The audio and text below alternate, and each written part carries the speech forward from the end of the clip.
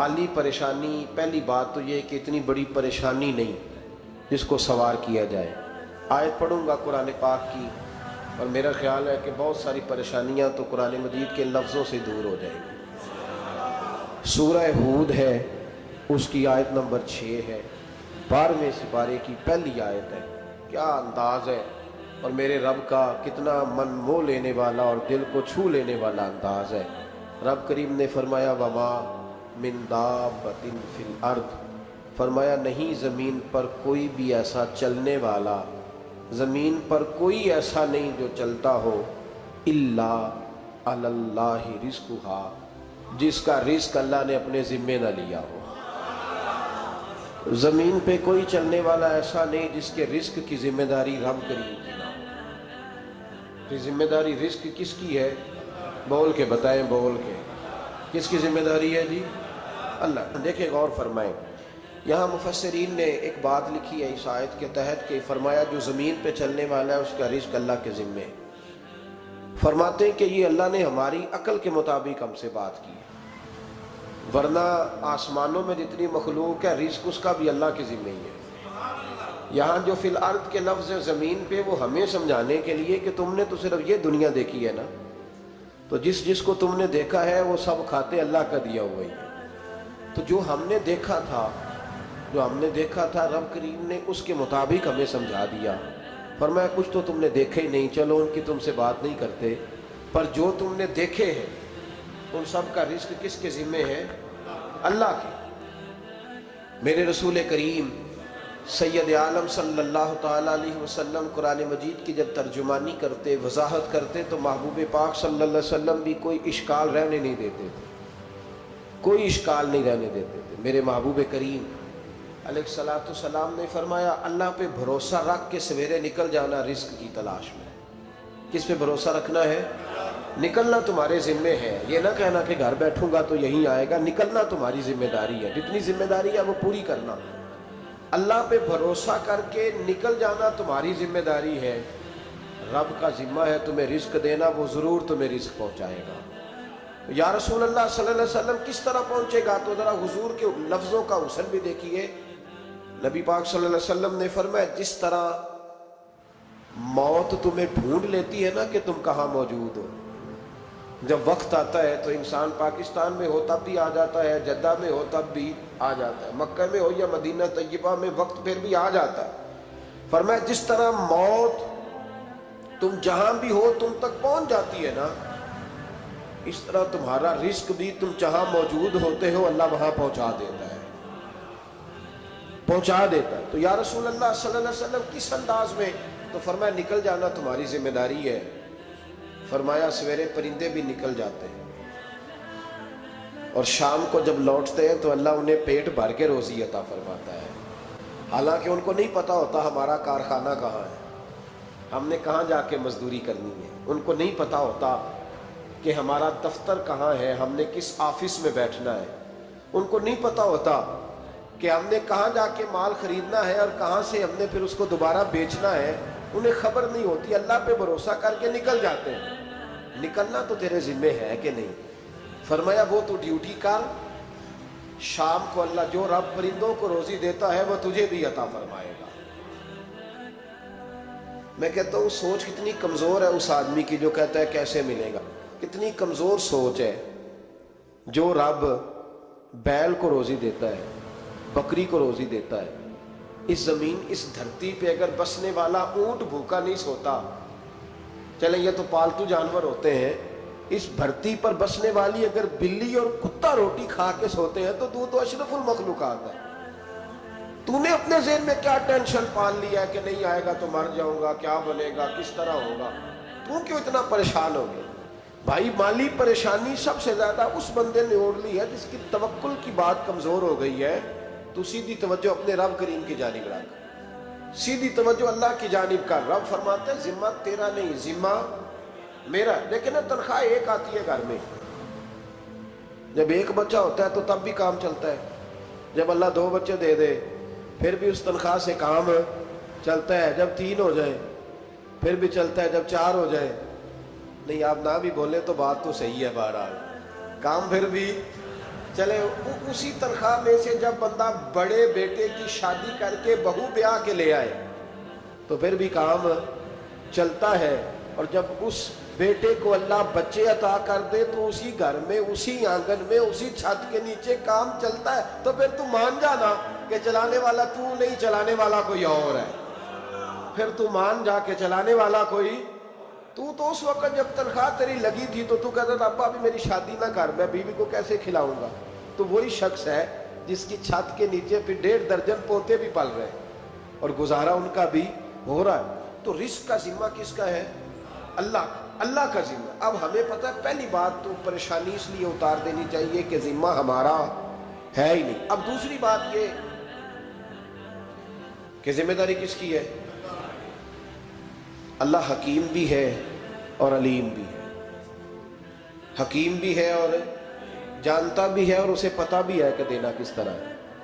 اب ہم پتہ کیا کہتے ہیں؟ کہتے ہیں وہ جو بندہ پجاروں میں بیٹھا ہے وہاں اسے نہیں بیٹھنا چاہیے تھا اور میرا حق تھا.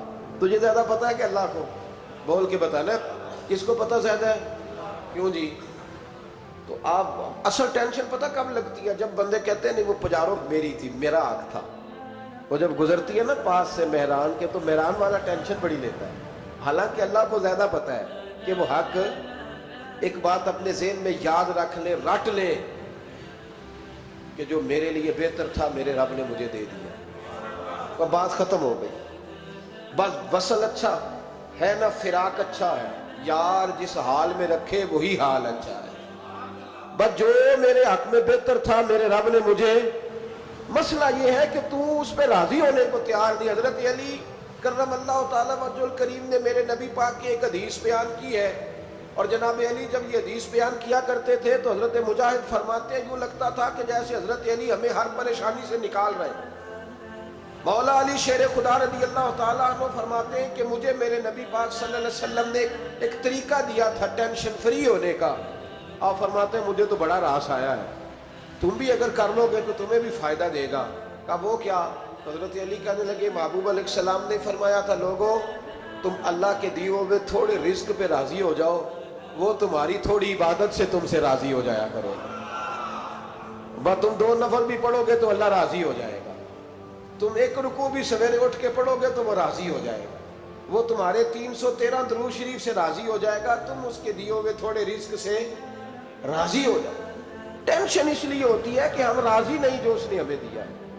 وہ حال میں مزید کی جو دوڑ ہے نا، حال میں مزید کی بے قدرہ کچھ قدر نہ جاتی، کیتی خوب تسلی ہو دنیا دار پجاری زردے کتیاں دے گل ٹلی ہو بک بک روشن اکھیاں تکیو ویک حویلی کلی ہو تے کوچ نصیر اساں جد کیتی پہ جانی تھر تھلی ہو. تو یاد رکھیں یہ جو ہے نا مصیبت کے مال آ کیوں نہیں رہا، وہ سامنے والا پلاٹ میرے گھر کے سامنے ہے گھر کے سامنے پر رجسٹری میرے نام کیوں نہیں. یہ مصیبت سانس نہیں لینے دیتی. موٹر سائیکل کھڑی کرتا ہے نا جب آ کے دکان سے روٹی کھانے آتا ہے، دفتر سے گھر آتا ہے، کاروبار سے آتا ہے، تو جہاں موٹر سائیکل کھڑی کرتا ہے وہ ٹینشن بڑی ہے کہ کبھی میری ہو جائے نا یہ والی جگہ تو میں یہاں بھی بورڈ لگاؤں اپنے نام. اس نے مالی پریشانی پیدا کی. تو جس حال میں ہے کیونکہ تو نے اپنا یہ حال خود نہیں بنایا، جس نے بنایا ہے وہ بڑا بہتر جانتا تھا کہ تو اسی حال میں اسے اچھا لگتا ہے. تو اسے اسی حال میں. ایک بزرگ تھے تو ان کی طبیعت بڑی علیل ہوگی، بیمار ہو گئے تو اللہ نے آزمائش دی تو کیڑے پڑ گئے وجود میں. ایک کیڑا یہاں سے کھا رہا تھا، اللہ والے بڑے راضی رہتے ہیں اس کی رضا پہ. تو کیڑا یہاں کھا رہا تھا تو نیچے گر گیا تو بابا جی نے اٹھا کے پھر وہاں رکھ لیا. کہنے لگے جب اس نے تیری ڈیوٹی مجھے کھانے کی لگائی ہے تو میں اس بات پہ راضی ہوں تو نیچے کیوں گرتا ہے؟ بس ٹھیک ہے کھا جب اس نے تجھے ڈیوٹی جو تیری لگائی. سالبہ بن عبد الرحمن ایک صحابی تھے، سالبہ غالباً نبی پاک صلی اللہ علیہ وسلم کی خدمت میں آئے. کہنے لگے یا رسول اللہ صلی اللہ علیہ وسلم غربت بڑی ہے، میرے لیے دعا کریں اللہ زیادہ مال دے. تو محبوب صلی اللہ علیہ وسلم نے فرمایا تو جس حال میں اچھا ہے وہ تیرے لیے بہتر ہے، اس میں تو ہے وہی حال تیرے لیے. مشکل ہے نا یہ جواب سننا. کہتے پیر صاحب فلاں جگہ سے تویز آیا وہاں تو وارے نے آرے ہو گئے تو آپ کے ہاں. تو میں کہتا ہوں یہ تویز دینے والا اگر تویز دے کے امیر بناتا ہے تو پہلے خود کیوں نہیں بنتا؟ یہ خود تو 150 کا تویز بیچ رہا ہے، اپنی بیچارے کی حالت یہ ہے۔ اگر اتنا ہی تویز اس کا چلتا ہوتا تو پہلے 5 جو پجاروں اس کے دروازے پہ کھڑی ہوتی۔ عجیب چکر ہے، اور عجیب جگہ لوگ الجھ گئے، سمجھتے ہی نہیں بات کو۔ یا رسول اللہ صلی اللہ علیہ وسلم دعا کر دے تو محبوب نے کیا فرمایا؟ فرمایا تو جس حال میں ہے نا وہ حال تیرے لیے بہتر ہے، اسی میں رہ۔ کہ نہیں حضور دعا کرے۔ فرمایا سال بعد تو باز آ جا۔ حضور دعا کرے۔ فرمایا تو باز آ جا۔ 2-3 دفعہ کا ضد کی، محبوب نے فرمایا جا پھر اللہ تجھے زیادہ پیسے دے گا۔ چند بکریاں خریدی، اتنی برکت ہوئی کہ بکریوں کے ریوڑ بن گئے۔ پھر کچھ بکریاں بیچ کے گائے خرید لی، ان کے بھی ریوڑ ہو۔ پھر کچھ اونٹ اونٹنیاں لے لی، ریوڑ ہی ریوڑ۔ پہلے 5 وقت مسجد میں آتے تھے، اب فجر اور عشاء رہ گئی۔ پھر مال زیادہ ہوا تو مدینے شہر میں کوئی جگہ ہی نہیں، مدینے سے باہر حویلی خریدی، پھر جمعہ ہی رہ گیا۔ جمعے کے جمعے آتے، زکوٰۃ کا حکم آیا۔ میرے نبی کریم علیہ السلام نے حضرت ابو ہریرہ کو بھیجا، فرمایا جا اسے کہہ تیری زکوٰۃ بنتی ہے 2.5%۔ 10 کروڑ روپیہ ہو تو کتنی زکوٰۃ بنتی؟ بھئی 1 کروڑ کی 2.5 لاکھ ہوئی نا، تو 10 کروڑ کی کتنی ہوئی؟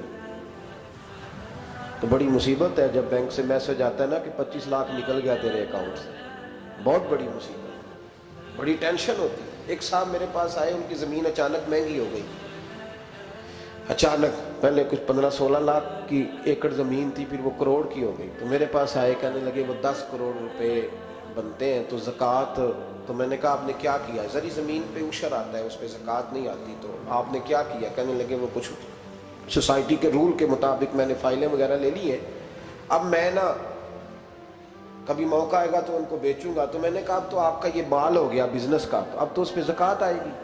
10 کروڑ پہ جب 25 لاکھ سنا تو کہنے لگے فوراً دینی پڑتی ہے کہ تھوڑی تھوڑی سے بھی کام چل جاتا ہے؟ تو میں ان کا چہرہ دیکھنے لگا، میں نے کہا نہیں وہ تو آپ کو پتہ ہے، ویسے حضرت عمر فرمایا کرتے تھے بانٹ کے نہ دو، کوشش کرو کسی ایک کوئی دو، چلو کسی کا تو کچھ بن جائے، تو ایک کوئی دینی چاہیے۔ کہنے لگے تو مطلب یہ ایسا ہی حکم ہے؟ میں نے کہا آپ کسی اور سے تحقیق کر لیں۔ اب یہ بھائی لیتے وقت نہیں تجھے ٹینشن ہوئی کہ 15 لاکھ کا کروڑ ہو گیا، تو اس وقت کبھی تو نے کہا کہ یا اللہ، تو یہ کیسی سوچ ہے مسلمان؟ کس طرح کا اس کا؟ ہمارے ہاں جب کسی آدمی پہ حالات خراب ہوتے ہیں نا تو سب سے پہلے وہ اس طرح کرتا ہے کہ جو میں کہیں اللہ کے راستے میں دیتا ہوں پہلے اسے بند کروں۔ جس راستے تجھے آ رہا تھا پہلے تو نے وہ راستہ بلاک کیا۔ حضرت اسماء بنت ابی بکر صدیق کہتی ہیں میں حضور کو مسجد کے لیے، ادارے کے لیے، صحابہ صفا کے لیے کچھ دے رہی تھی، تو میں نے گننا شروع کیا تو حضور مسکرانے لگے۔ حضور مسکراتے کیوں ہیں؟ تو فرمانے لگی، محبوب فرمانے لگے اسماء اللہ کے راستے میں گن گن کے نہ دیا کر، ورنہ وہ بھی تجھے گن گن کے دے گا، تو اس کے راستے میں بے حساب دے، وہ بھی تجھے بے حساب ہی عطا فرمائے۔ لیکن پہلے یہ والا پہلے دروازہ بند کرو، یہاں سے پیسے ختم ہو رہے ہیں، تو اس طرح کرنا بھائی۔ اس دفعہ سور ذرا گرمیوں والے نہ خرید، لیکن جو تو اللہ کے راستے میں دے رہا ہے اسے دیتا رہے۔ لیکن ہم اپنا نقصان کرتے ہیں، زیادتی کرتے ہیں اپنے ساتھ۔ میں نے آپ کو پہلے بھی بتایا تھا پیار کی بولی ہے، پھر بولتا ہوں۔ ایک بڑے بڑے پیار والے دوست ہیں، ایک دفعہ مجھے کہنے لگے کہ آپ کئی دفعہ اعلان کرتے ہیں تو مجھے اچھا نہیں لگتا، اور آپ ادارہ بھی بہت زیادہ بننے والا ہے، بڑی چیزیں میں دیکھتا ہوں جو ہوں تو بڑا نظام اچھا ہو جائے، آپ دعا کریں اللہ مجھے پیسے دے تو میں بڑے سارے خرچ کروں گا اس کے راستے میں۔ تو میں نے کہا یا اللہ اسے 10 کروڑ دے، یہ 9.5 کروڑ تیرے راستے میں دے دے گا۔ تو وہ چپ کر گیا، جس طرح آپ نہیں کر گئے سارے، وہ چپ کر گیا وہ بھی۔ اس نے کہا جی نہیں جی انشاءاللہ کریں گے۔ تو میں کیا پلیا جی تے دعا پہ ہی دیا، ابھی تو وہ آئیں گے تو تب دیکھی جائے گی، تو یہیں اڑ گیا ہے۔ یعنی 9.5 کروڑ اللہ کے راستے میں خرچ کرنے کی دعا پہ بھی آمین کوئی نہیں کہتا کہ چلو آمین ہی کہہ دے۔ تو میں کہا تینوں تے 50 لاکھ بچتا سی پیا، لیکن تو اس سودے پہ تیار ہے۔ جب یہ سوچ ہوتی ہے، یہ غلط سوچ ہے، یہ بات تو اگر تو مسکرانے والی، لیکن یہ سوچ صحیح نہیں۔ حضرت عثمان غنی رضی اللہ تعالیٰ عنہ کہتے ہیں جس وقت نبی پاک صلی اللہ علیہ وسلم نے اعلان کیا نا جنگ کے موقع پر کہ 800 سپاہیوں کا خرچہ چاہیے، کہتے ہیں میرے پاس 600 کا تھا۔ یہاں ایک روایت میں حضور نے 1000 کا اعلان کیا تو میرے پاس 800 کا تھا۔ جب 2-3 دفعہ نبی پاک نے اعلان کیا تو کہتے ہیں میں نے کھڑے ہو کے کہا یا رسول اللہ پورا 800 میری طرف سے۔ کہتے میں نے 200 سپاہی کا خرچہ ادھار اٹھایا لیکن پورے 2 مہینے نہیں گزرے تھے، رب کریم نے مجھے کئی گنا کر کے پیسے واپس عطا فرما دیے۔ پر بات تو یہ ہے کہ تیری وہاں لو لگی ہو، تو تجارت کرتا ہے ان لوگوں کے ساتھ جو کیا دے سکتے۔ تو سالبہ کے پاس حضور نے پیغام بھیجا، پہلے تو کہا تیرے لیے بہتر نہیں مال، جب اصرار کیا تو بڑی برکت ہو گئی، بڑا آیا تو فرمایا زکوٰۃ دے، 2.5% زکوٰۃ ہے۔ اب جب سوچا کہ 5 اونٹوں پہ ایک بکری جائے گی اور بڑا سارا مجھے دینا پڑے گا، اب جب غور کیا تو یہ تو نہ کہا کہ میں نہیں دیتا۔ حضرت ابو ہریرہ سے کہنے لگے نبی کریم علیہ السلام کی خدمت میں عرض کرنا کہ میں خود آؤں گا۔ حضرت ابو ہریرہ نے آ کے عرض کی یا رسول اللہ صلی اللہ تعالی علیہ وسلم، حضور وہ کہتے تھے میں خود آؤں گا، تو کہتے ہیں محبوب نے ٹھنڈی سانس لی، فرمایا اسے کہا تھا کہ تیرے لیے مال بہتر نہیں، اب ہلاک ہو گیا ہے، ہائے افسوس ہلاک ہو گیا۔ ان کو بھی تھوڑی دیر کے بعد احساس ہوا کہ یہ میں نے کیا کیا، نبی پاک کو ہی کہہ دیا نہیں ہے، حضور کو کہہ دیا بعد میں آؤں گا۔ اب دوڑے آئے، عرض کی حضور میں سارا کچھ لے کے آئے ہوں، قبول کر لیں۔ محبوب نے فرمایا گویا بلال حبشی کی خشک کھجور بھی قبول ہے، اور صہیب رومی ایک اٹی بان کی لائے تو وہ بھی قبول ہے، اور عمار بن یاسر اور مصعب بن عمیر اگر 2 دینار دے جائیں اور کوئی پرانا جوڑا کسی سپاہی کے لیے چھوڑ جائے تو وہ بھی قبول ہے، لیکن تو اپنا لاکھوں لے کے چلا جا، تیرا کوئی نہیں قبول، معاف کر دے۔ فرمایا جا معاف کیا پر پیسے لے کے نہ آنا۔ اگلے سال پھر آئے، بندے ہوئے ہاتھ ہیں، محبوبہ میں دولت کا کیا کروں گا، آگ لگانی ہے، قبول کر لے۔ فرمایا تو لے جا، تیرا نہیں قبول، گرا جو ان کی نگاہ سے وہ سنبھل نہیں سکتا۔ حضور نے وصال ظاہری کیا تو جناب صدیق اکبر کے پاس آئے، لاکھوں کا مال، ابو بکر قبول کر لو، تو جناب صدیق اکبر کہنے لگے اس کا کر لو جس کا نبی نے نہیں کیا، چل جا کوئی نہیں چاہیے۔ حضرت عمر کے زمانے میں قحط پڑ گیا، بارشیں نہیں ہوتی، غلہ نہیں ملتا، حالات خراب ہے، مالی طور پہ بحران آ گیا، غربتیں، مجبوریاں، تکلیفیں، آ کے روئے، عمر میرا قبول کر لو، مجھے معافی تو مل گئی تھی نا۔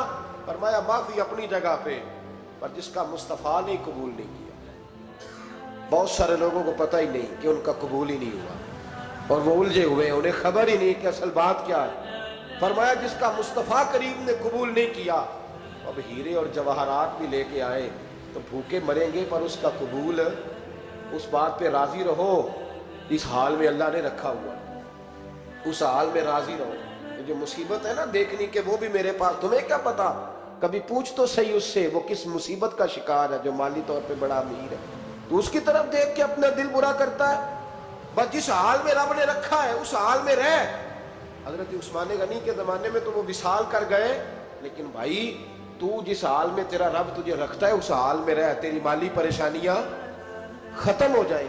میں نے پہلے بھی شاید آپ کو ایک دفعہ کہا تھا، میں تعلیم سے فارغ ہوا تو میرے ایک استاد اور میرے کچھ دوست کہنے لگے افریقہ آ جائیں آپ، بھائی بہت بڑا ادارہ ہے، اس کو چلائیں، اس کو سنبھالیں۔ میری والدہ سے میں نے کہا، کچھ طبیعت ہوتی ہے نا انسان کی، میرا بھی دل لگ گیا۔ میری اماں پڑھی نہیں تھی لیکن اللہ نے دانائی بڑی عطا فرمائی تھی، حکمت بڑی تھی، سیانی بڑی تھی۔ تو میں نے کہا اماں جی وہ مجھے ساؤتھ افریقہ کی دعوت ہو رہی ہے تو آپ کیا کہتی ہیں؟ تو اٹھ کے میرے پاس آ گئے اور مجھے انہوں نے اپنے بازوؤں میں لے لیا، پھر میرا ماتھا چوما، کہنے لگی پتر میں تے وال بھی نہ پوٹ کے دیوا کسی نے، ہم نے دولت کا کیا کرنا، تو اللہ کا نام لے کے کہیں بیٹھ جا، رب کریم رون کے لگا دے گا، خیر ہو جائے۔ تو میرے بھائی یاد رکھیں ان چیزوں سے تھوڑا سا دیکھیں نا، قناعت کریں، جو اللہ نے دیا اس پہ راضی ہو جائے، اللہ بڑا مہربان ہے، وہ آسانیاں کر دیا کرتا ہے۔ تو یاد رکھیں میرے رسول کریم علیہ السلام نے ایک تو ہمیں درس یہ دیا ہے کہ تو سمجھ جا، قرآن نے ہمیں بتایا ہے کہ روزی تیری ذمہ داری نہیں، روزی کس کی ذمہ داری ہے؟ اللہ کی۔ اور دوسری بات یہ کہ جو اللہ نے تمہیں دیا ہے اس پہ تو راضی ہو جا، تیری مالی پریشانیاں ختم ہو جائیں۔ اور پھر حضور صلی اللہ علیہ وسلم نے فرمایا مذہبی طور پر جب دیکھو تو آگے دیکھو، اور دنیاوی طور پر جب دیکھو تو پیچھے دیکھو، پریشانی ختم ہوگی۔ مذہبی طور پر جب دیکھو، جو 5 نمازیں پڑھتا ہے وہ تہجد پڑھنے والے کو دیکھے، اور جو تہجد پڑھتا ہے وہ اشراق چاشت پڑھنے والے کو دیکھے، اور جو بندہ اشراق اور چاشت پڑھتا ہے پھر اس کو دیکھے جو سارا دن مصطفیٰ پہ درود پڑھتا ہے۔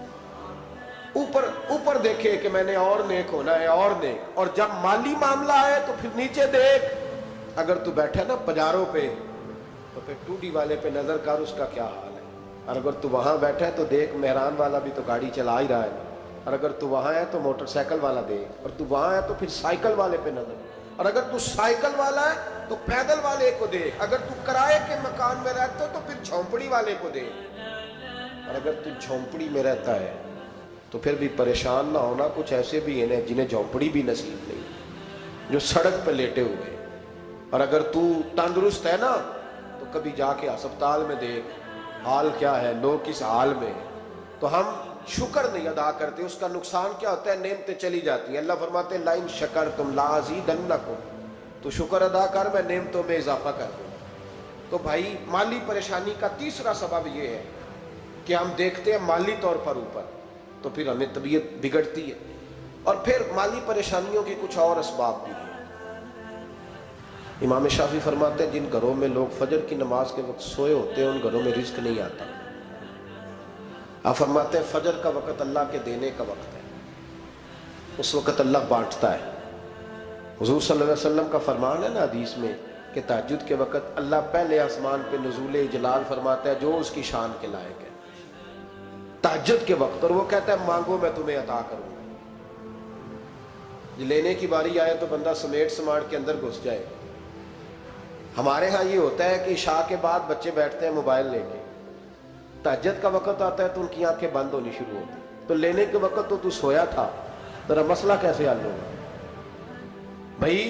जब कोई आदमी खैरात बांट रहा हो तो जो प्याला पीछे कर ले उसे मिलेगा। कहते उस वक्त आना जब मैं बांट रहा था, अब तो किधर आ गया है। मिसाल दे रहा हूं, तो फजर का वक्त मांगने का है, तो सारी रात तो गुजर गई गेमें खेलते टीवी देखते, और जो लेने का वक्त था तू सो गया, तो कैसे आएगा तेरे पास।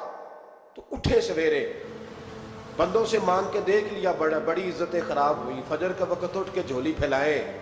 मेरे रसूल पाक अलैहिस्सलाम फरमाते हैं, रब फरमाते हैं जब बंदे मेरे आगे झोली फैलाते हैं मुझे शर्म आती है, कैसे खाली वापस कर दूं।